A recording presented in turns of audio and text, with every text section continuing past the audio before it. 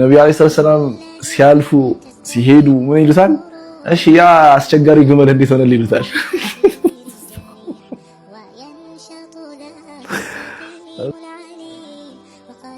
ኸዋት ቢን ጁበይር የሚባል ሱሐባ ነበራቸው ነብዩ መሐመድ አለይሂ ሰላቱ ወሰላም እና አንዴ መረ ዚህራን አው ዚህራን የሚባል ቦታ ወደ መካ ቅርብ ያለ ቦታ ደርሰው ሱሐቦቻቸው ጋር ይመለሳሉ ነብዩ መሐመድ አለይሂ ሰላቱ ወሰላም እና መሃል መንገድ ላይ ያርፋሉ። እዛ መንገድ ላይ ድንኳን አድርገው ነው የሚያርፉትና ድንኳን ውስጥ ገብቶ ኸዋት ዝም ብሎ ከድንኳን ወጥቶ ዞር ዞር ሲል የሆኑ ሴቶች ሰብሰብ ብሎ ይመለከታል። ሴቶቹን ሲመለከት ደስ አለው ማለት ያው ወጣትም ስለነበር ይሆናል እንግዲህና ወደ ድንኳኑ ተመለሰና የሚያምር ልብስ ለበሰ። የሚያምር ልብስ ለብሶ ሄዶ እነሱ አጠገብ ቁጭ ብሎ ወሬ ማፍካት ጀመረ ማለት ነው። በቃ ሲያወራ ምናምን ነብዩ መሐመድ ሰለላሁ ዐለይሂ ወሰለም ይመጣሉ። ነብዩ ሰለላሁ ዐለይሂ ወሰለም አዩት። ያ አባ አብደላህ አሉት። ምንድነው እነሱ ጋር ያስቀመጠህ ነገር አንተ አባ አብደላህ ሴት መሃል የተቀመጥክ ለምንድን ነው አሉት። ከዛ እሱ ምን አለ? ሊጀመሉን ሸሩድ አለ። አንድ በጣም አስቸጋሪ ግመል አለኝና ገመድ እንዲሰሩልኝ ፈልጌ ነው አላቸው ለነብዩ ሰለላሁ ዐለይሂ ወሰለም። በእና ተነስሽ አሉት።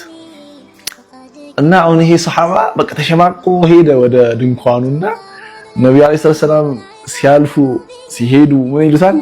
እሺ ያ አስቸጋሪ ግመል እንዴት ሆነልህ ይሉታል።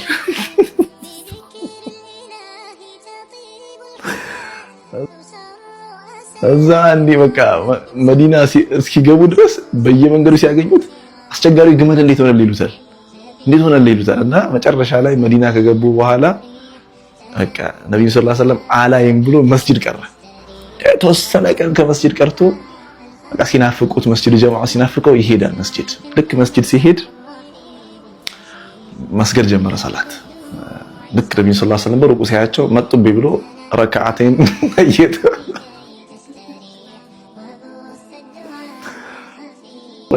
ነየተ እና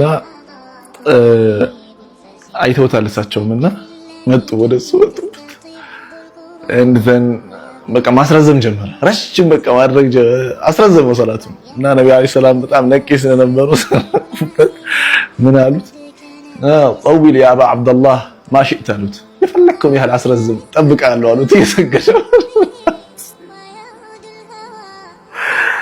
እና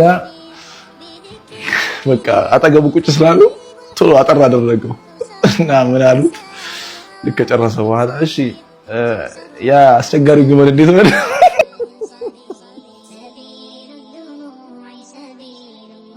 እሺ አስቸጋሪ ግመል እንዴት ሆነ አሉት።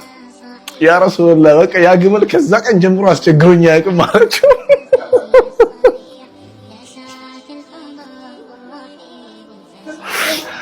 አለይሂ ሰላቱ ወሰላም እሳቸው ምን አሉት?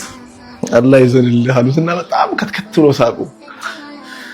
እንግዲህ ነብዩ ሰለላሁ ዐለይሂ ወሰለም እዚህ ጋር ይሄ ሰውዬ ግመል እንደሌለው አስቸጋሪ ግመል እንደሌለው ያውቃሉ። ገመድ ፈልጎ እንዳልሆነ ያውቃሉ። ግን ህዝብ ፊት አላዋረዱትም፣ መከሩት። እሳቸውና እሱ ብቻ ነው የጨረሱት እቺን ጉዳይ። ይሄ ታሪኩ ራሱ መጨረሻ ራሱን ያስተላለፈው ይሄን ነገር ማለት ማንም አላወቀበትም፣ አላጋለጡትም።